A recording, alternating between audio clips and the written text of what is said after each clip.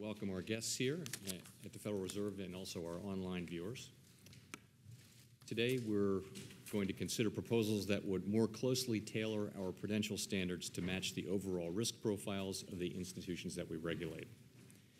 These proposals apply the discretion granted to us by the recently enacted Economic Growth, Regulatory Relief, and Consumer Protection Act. In that act, Congress charged the board with tailoring its regulations for firms with less than $250 billion in assets based on factors related to the risks a firm poses. We will continue to incorporate size into our evaluations of risk, but size will be only one factor. The proposals we're considering today would enhance our framework by introducing additional measures of risk. The principle of tailoring regulatory requirements to a firm's specific risks is a long-standing practice of the board, and it works in both directions.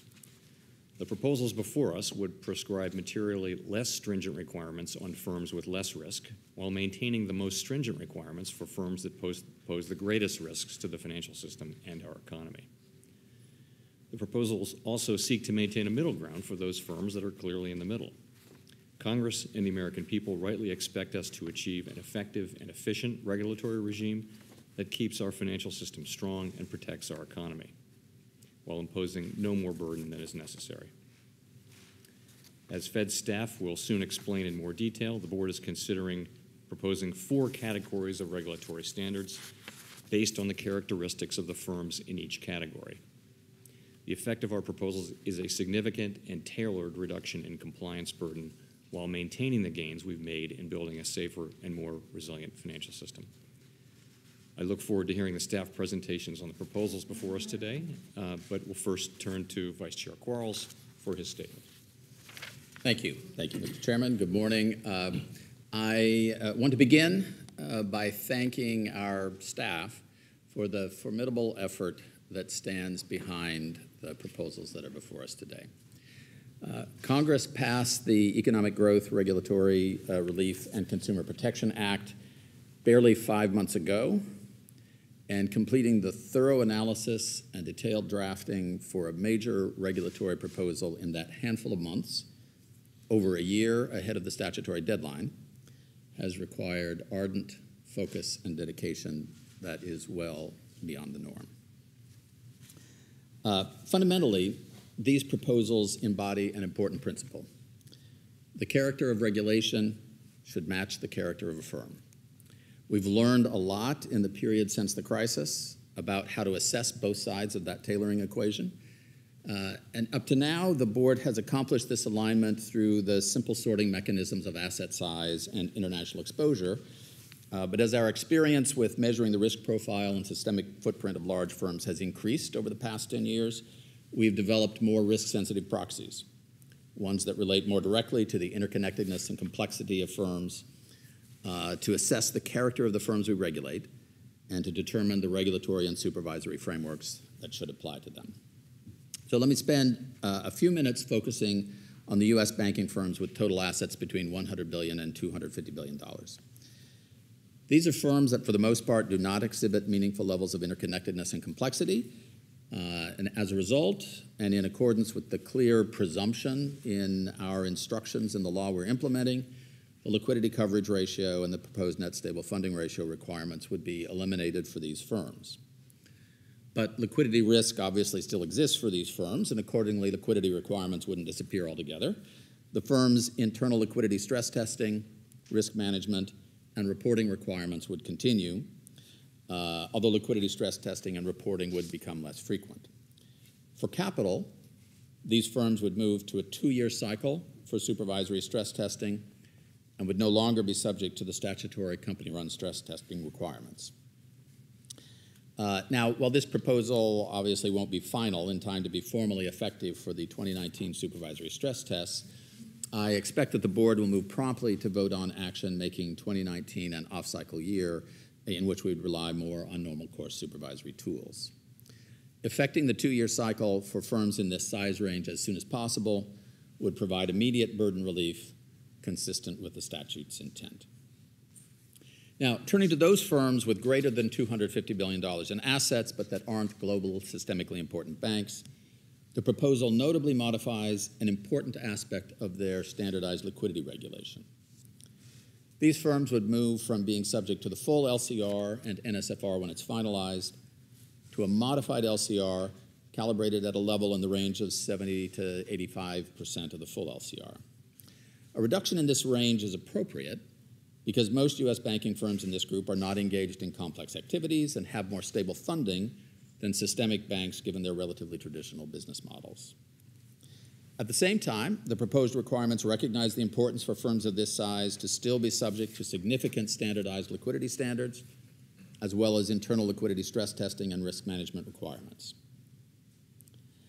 The purpose of the package of proposed changes is simply to continue the Fed's long-standing program of tailoring regulations appropriately given the size and risk of differing categories of firms. It is obviously not to reduce the capital adequacy or liquidity resiliency of the U.S. regional banking companies, and it does not.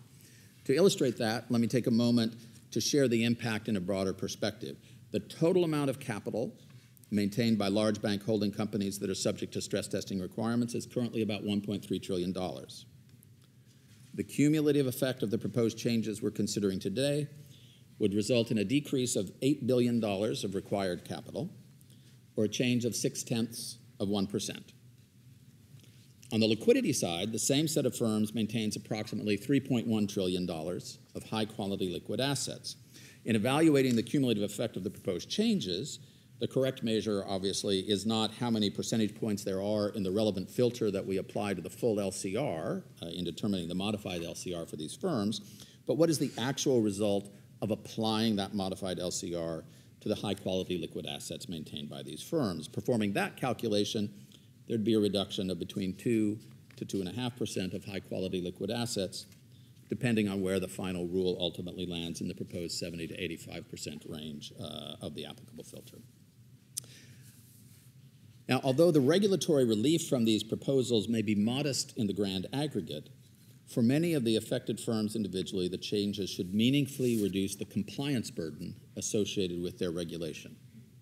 As a result, I'm hopeful that firms will see reduced regulatory complexity and easier compliance with no decline in the resiliency of the U.S. banking system. And I'll look forward to hearing the staff's presentations of the details of these proposals, and will now turn it over to Mike Gibson, the Director of Supervision and Regulation. Thank you, Vice Chairman Quarles. The proposals before the board would build on the board's existing practice of differentiating the enhanced prudential standards that apply to banking organizations based on their risk profiles. The case for tailoring is clear. Different firms pose different degree of risk to financial stability and have different challenges to safety and soundness. To that end, these firms should be regulated differently.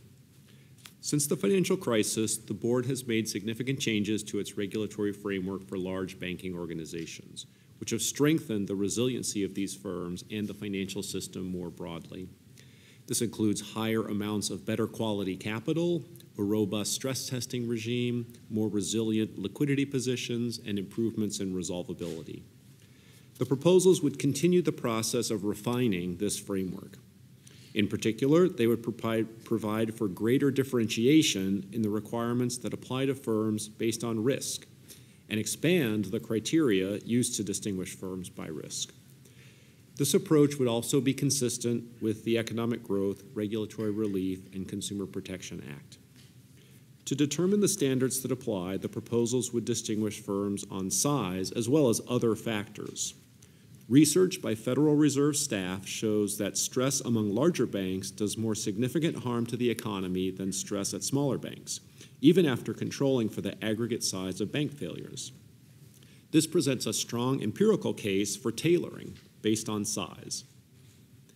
That said, size is not the only way to measure risk, and the proposals recognize this by incorporating other indicators in addition to size that measure a firm's risks. As the risks of a firm increase, as measured by these indicators, the proposals would subject firms to more stringent standards. This approach would promote consistency in the treatment of similarly situated firms while accounting for a diversity of business models. The proposals would tailor capital, liquidity, and other prudential requirements for domestic firms with total assets of $100 billion or more. Among these firms, the proposals would make no changes to the capital or liquidity requirements for U.S. GSIBs.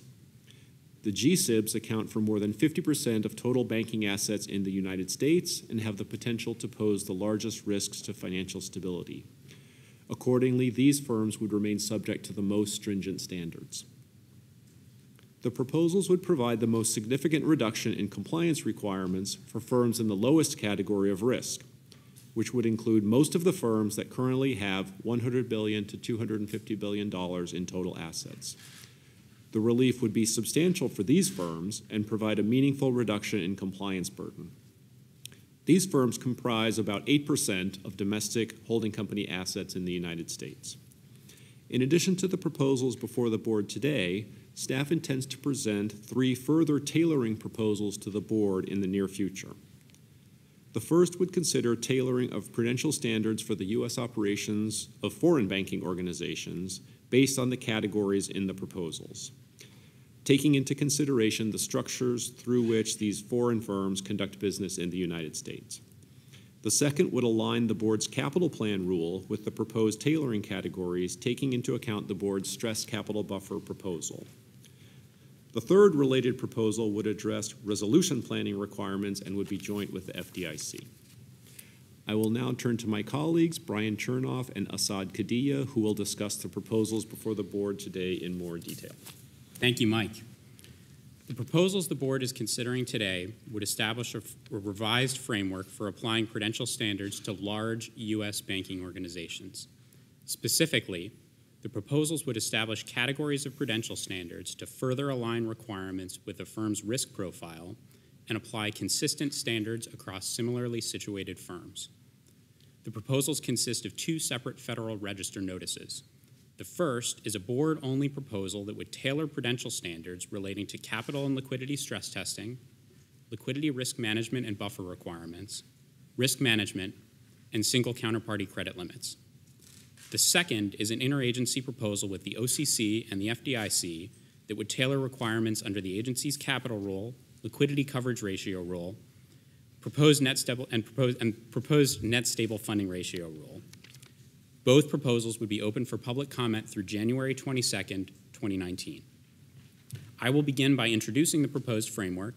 Asad Qadiyeh will then discuss the requirements that would apply in each category under the proposed framework.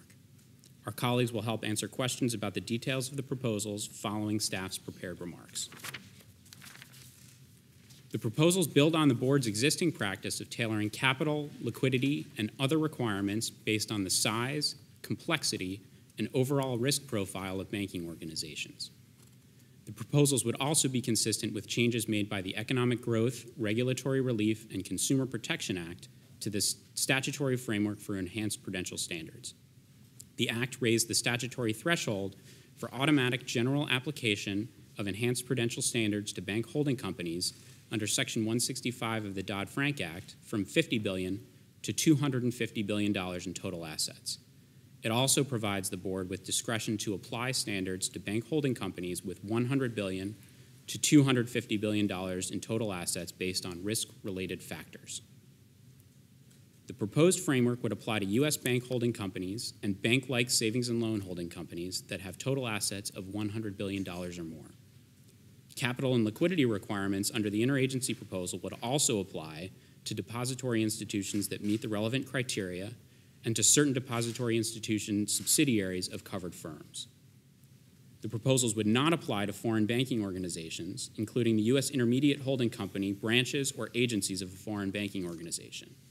As Mike mentioned, staff intends to present a proposal to the board in the near future regarding tailoring for these firms' U.S. operations. The proposals would establish 4 categories of prudential standards that would apply based on indicators of a firm's risks. The most stringent set of standards, Category 1, would apply to U.S. global systemically important bank holding companies, or GSIBs. These firms have the potential to pose the greatest risks to financial stability. The second set of standards, Category 2, would apply to firms that are very large or have significant international activity. The thresholds for this category would be $700 billion in total assets or $75 billion or more in cross-jurisdictional activity. The third set of standards, Category 3, would apply to firms that are below the Category 1 and 2 thresholds but meet other indicators of risk. The thresholds for this category would be $250 billion or more in total assets, or $75 billion or more in weighted short-term wholesale funding, non-bank assets, or off-balance sheet exposure. These indicators would identify firms with heightened risk profiles that warrant more stringent standards than smaller and less complex firms. The final set of standards, Category 4, would apply to firms with $100 billion to $250 billion in total assets that do not meet any of the risk-based triggers for higher standards. These firms would be subject to the most tailored requirements, reflecting their lesser risk profiles relative to larger and more complex firms. Consistent with the Economic Growth, Regulatory Relief, and Consumer Protection Act and the statements issued by the Board, OCC, and FDIC in July, the proposals would not apply enhanced prudential standards to firms with less than $100 billion in total assets other than risk management requirements. Overall, staff expects the proposals to significantly reduce requirements for firms subject to Category 4 standards, modestly reduce requirements for firms subject to Category 3 standards, and largely keep existing requirements in place for firms subject to Category 1 and 2 standards. To determine the category of standards that would apply to a firm, the proposals would use indicators that reflect both safety and soundness and financial stability risks. The first factor, total asset size, provides a simple measure that correlates with the impact of a firm's failure or distress on the financial system and economy. Larger banking organizations also face safety and soundness risks associated with greater managerial and operational complexity. Cross-jurisdictional activity adds operational complexity in normal times and can complicate the ability to conduct an orderly resolution if a firm fails, particularly in a time of stress. Reliance on short-term wholesale funding provides an indicator of a firm's vulnerability to funding runs, which can rapidly erode the financial position of a firm. Among large banking organizations, runs of this type can also transmit distress to other market participants, for example, through asset fire sales. Non-bank assets represent a measure of business and operational complexity and can involve a broader range of risks than those associated with purely banking activities. And finally, off-balance sheet exposure reflects risks of activities that can lead to draws on capital and liquidity in times of stress. For the indicators other than size, the proposals would set a threshold of $75 billion, which would represent a substantial level, as much as 75% of the total assets of a firm. These indicators are not exclusive measures of the risks of large banking organizations, but collectively, they provide a relatively simple and transparent framework for aligning capital, liquidity, and other prudential standards with the risk profile of a firm. The proposals also request comment on potential alternative criteria for tailoring, including a possible approach that would use the GSIB identification methodology under the board's GSIB surcharge rule to determine the appropriate set of standards for a firm. I will now turn to my colleague, Asit Kudia, who will discuss the requirements that would apply under each category of standards. Thank you. Thank you. As Brian noted, the proposals would establish 4 categories of prudential standards to further differentiate the application of those standards to large U.S. firms consistent with the Economic Growth, Regulatory Relief, and Consumer Protection Act. The visual you have in front of you reflects each of those categories of standards along with the risk profiles of firms to which they would apply. Starting from the left of the visual, you will see that Category 1 and 2 standards would be the most stringent. As Mike noted previously, the firms subject to Category 1 standards, U.S. GSIBs, account for more than 50% of total banking assets in the United States and have the potential to pose the greatest risk to U.S. financial stability. The existing post-financial crisis framework for U.S. GSIBs has resulted in significant gains in resiliency and risk management. The proposals would accordingly maintain the most stringent standards for these firms. The requirements applicable to firms subject to Category 2 standards, which are reflected in the second column of the visual, would also be generally unchanged. These firms are either very large or have substantial international activity, and accordingly would remain subject to very stringent standards under the proposals. Category 3 standards, which are reflected in the third column of the visual, would apply to firms with relatively lower risk profiles but that meet other indicators of risk. As a result, while these firms would still be subject to enhanced standards, the proposals would modestly reduce regulatory compliance requirements for these firms. With respect to capital, These firms would continue to be subject to risk-based capital and leverage requirements, and the proposals would largely maintain the existing stress testing standards for these firms.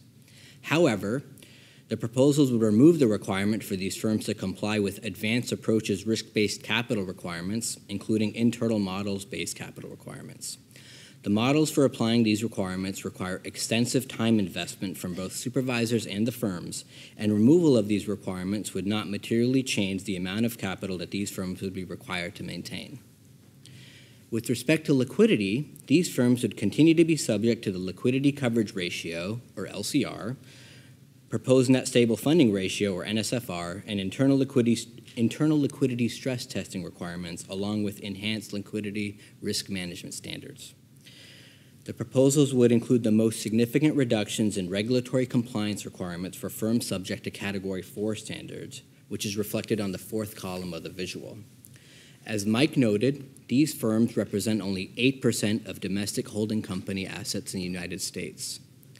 With respect to capital, the proposals would remove the requirement for these firms to calculate the Advanced Approach's risk-based capital requirements. In addition, the proposals would reduce stress testing requirements for these firms. Currently, these firms are required to conduct their own stress tests twice a year and are subject to the board's Dodd-Frank Act Supervisory Stress Test, or DFAST, once a year. Under the proposals, these firms would no longer be required to conduct and publicly report the results of a stress test, and the Federal Reserve would subject these firms to the DFAST Supervisory Stress Test on a 2-year cycle. Supervisory stress testing on a 2-year cycle would take into account the risk profile of these firms relative to larger, more complex firms. With respect to liquidity, the proposals would remove the current LCR and proposed NSFR requirements for these firms. The board liquidity framework for large firms today has 2 general components: standardized and firm-specific standards. Prior to the financial crisis, neither set of these standards applied. The LCR and the NSFR are standardized quantitative liquidity requirements. In other words, they use the same assumptions for each firm's liquidity stress, which then determines the amount of liquid assets that a firm must hold. Internal liquidity stress testing, by contrast, requires a firm to model its own individual liquidity needs and allows a firm to identify the specific risks it would experience under stress. These stress tests are subject to supervisory monitoring and oversight, and based on the results of the stress test, the firm determines the amount of liquid assets it needs to hold to mitigate those risks. The firms in Category 4 have smaller systemic footprints and more limited size. They also have more traditional balance sheet structures, are largely funded by stable deposits, and have little reliance on less stable wholesale funding. As a result, the standardized liquidity requirements are less important, but the firms would still be required to conduct internal liquidity stress tests on a quarterly basis and also would be subject to liquidity risk management standards that reflect their risk profile.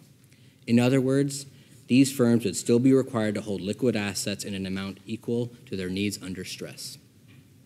In general, and as Brian mentioned previously, the proposals would significantly reduce regulatory compliance requirements for firms subject to Category 4 standards, modestly reduce requirements for firms subject to Category 3 standards, and largely maintain existing requirements for firms subject to Category 1 and Category 2 standards.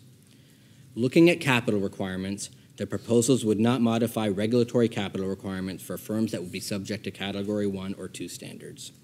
For firms that would be subject to Category 3 or 4 standards, staff expects the proposals to slightly lower capital requirements under current conditions and reduce compliance costs related to capital planning, stress testing, and for certain firms, the Advanced Approach's capital requirements. The individual impact on capital levels for these firms could vary under different economic and market conditions. Staff estimates that the proposed reduction in LCR and NSFR requirements would moderately reduce liquidity buffers held at firms subject to Category 3 or 4 standards. The proposals would continue to require these firms to conduct internal liquidity stress tests, and the Federal Reserve will continue to assess the safety and soundness of these firms through the normal course of supervision.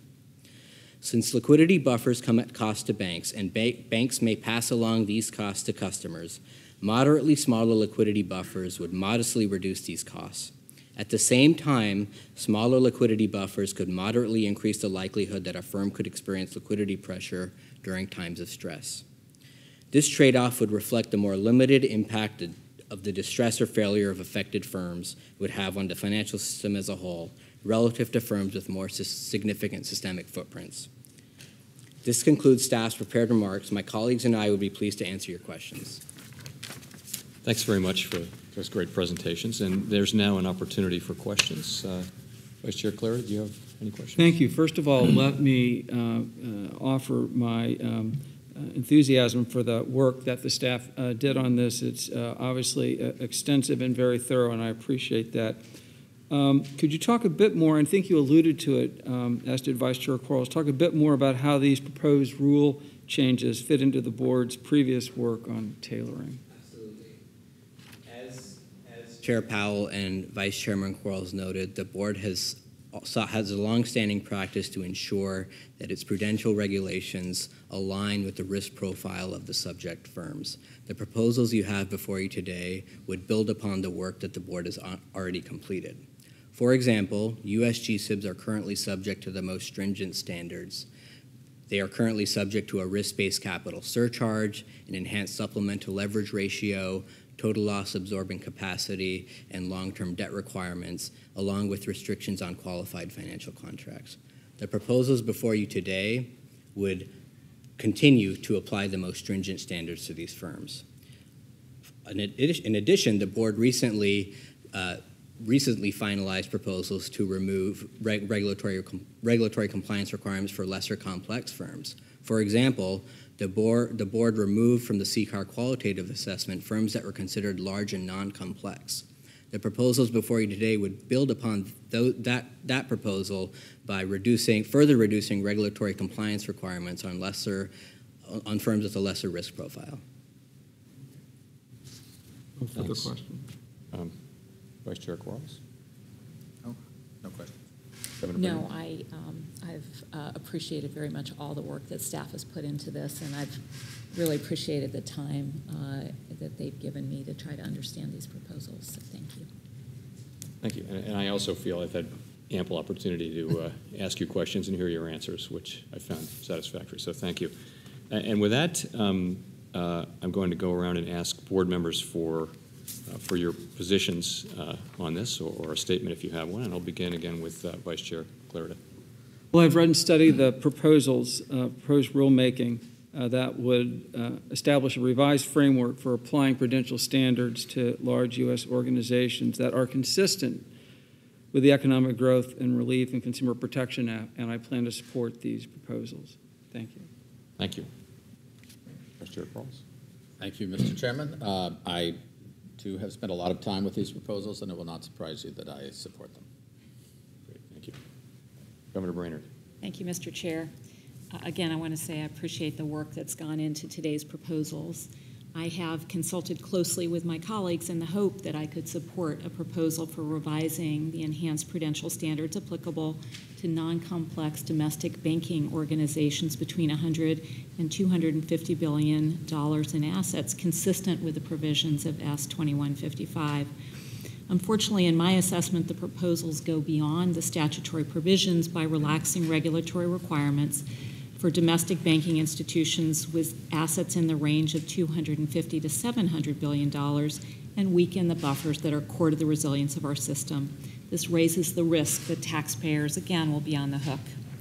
S 2155 raises the threshold for automatic application of enhanced prudential standards to banking institutions of $250 billion or more in assets, and provides discretion to apply any of these standards to domestic banking organizations between $100 and $250 billion in assets. Today's proposals go beyond the statutory mandate by reducing regulatory safeguards for institutions in the size range of $250 to $700 billion. For the large domestic institutions above the statutory range, the proposals would reduce the liquidity coverage ratio by as much as 30% and remove an important requirement to ensure that regulatory capital is credibly loss-absorbing. These institutions as a group represent a significant part of the banking system, holding total assets of $1.5 trillion. The proposal also would eliminate the liquidity coverage ratio entirely for institutions with assets of $100 to $250 billion from the current level of 70%, which is of concern. So let me just discuss each of those issues in turn. We voted to finalize the liquidity coverage ratio only 4 years ago, and I don't see any change in the financial environment or provision in S 2155 that would require us to substantially weaken a rule that was backed by strong analysis and extensive public comment. Large banking institutions have accumulated liquidity buffers in excess of their requirements and are providing ample credit and earning robust profits. The liquidity coverage ratio is designed as a baseline requirement appropriate for all large banking institutions. It is already tailored to the size and business model of the institutions to which it applies. Moreover, the compliance burden is relatively low. We saw in the crisis that the distress of even non-complex large banking organizations generally manifests first in liquidity stress and quickly transmits contagion to other vulnerable institutions. There were 2 large domestic banking institutions in the 100 to 250 billion size range whose liquidity stress necessitated distressed acquisitions, and another large non-complex banking organization with roughly $300 billion in assets whose closure, due to insufficient liquid resources, triggered substantial spillovers. The distress of these firms would have led to rapid depletion of the deposit insurance fund had they not been acquired in distress. In light of that experience, who can doubt that the liquidity and solvency of a large, non-complex banking institution with $250 to $700 billion in assets would pose substantial risk of loss to the deposit insurance fund, or that the need to monetize a large amount of assets associated with a balance sheet of that size in a time of stress would generate large spillovers. With a distressed acquisition of a large banking institution by one of the largest banking institutions a less likely option today than previously, this increases the risk to taxpayers. The proposed changes would not only reduce by up to a third the liquidity requirement for institutions in the 250 to 700 billion range, but would also presumably, as a consequence, eliminate the current 70% liquidity requirement for institutions in the 100 to 250 billion dollar range. Staff analysis indicates the reduced requirements would lead to an estimated reduction in high-quality liquid assets at the affected firms of as much as 70 billion overall, and a reduction of 15% in their liquidity buffers. The result would be a very small positive effect on net interest margins at the expense of an economically meaningful increase in the probability of stress at the affected institutions. Finally, for firms between 250 and 700 billion in assets, today's proposals would roll back not only liquidity requirements, but also a capital requirement. During the crisis, market participants lost confidence in the regulatory capital measure as a reflection of solvency because it didn't accurately reflect unrealized gains and losses on securities that directly reduced the retained earnings component of common equity. In response, we joined other banking agencies in finalizing a rule in 2013 that includes unrealized gains and losses through accumulated other comprehensive income, AOCI, in the calculation of regulatory capital, to ensure it accurately reflects loss absorbency. Today's proposal would reverse that progress by allowing institutions between 250 and 700 billion to opt out of the requirement. Staff analysis suggests this change would add an upward adjustment to the reported capital of these institutions of about 5 billion, making their core risk-adjusted capital ratio look roughly 50 basis points stronger with no change in their actual underlying capacity to absorb losses. So overall, the reduction in core resiliency comes at a time when large banks have comfortably achieved the required buffers and are providing ample credit to the economy and enjoying robust profitability. In this environment, I see little benefit to the institutions or to the system from the proposed reduction in core resilience that would justify the increased risk to stability and to the taxpayer. For these reasons, I'm not comfortable supporting these proposals. Thank you, Mr. Chair. Thank you.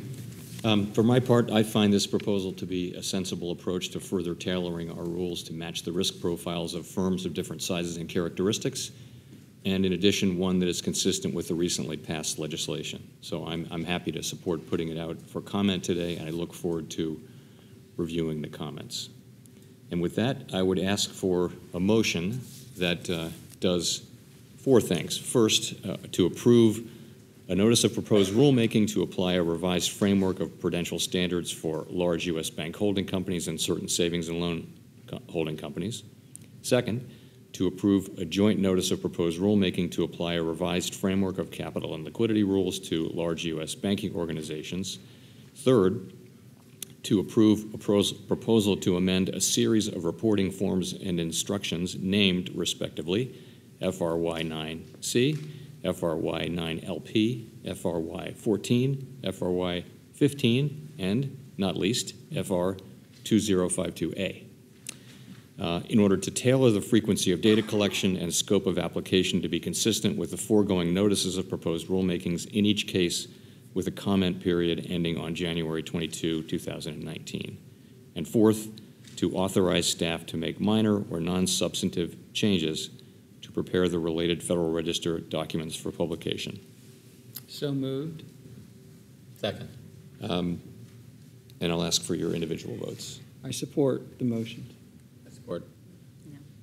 And I support the motion. With that, the motion carries, and I thank everyone for your excellent work and for your attendance and attention here today. And the meeting is concluded. Thanks very much.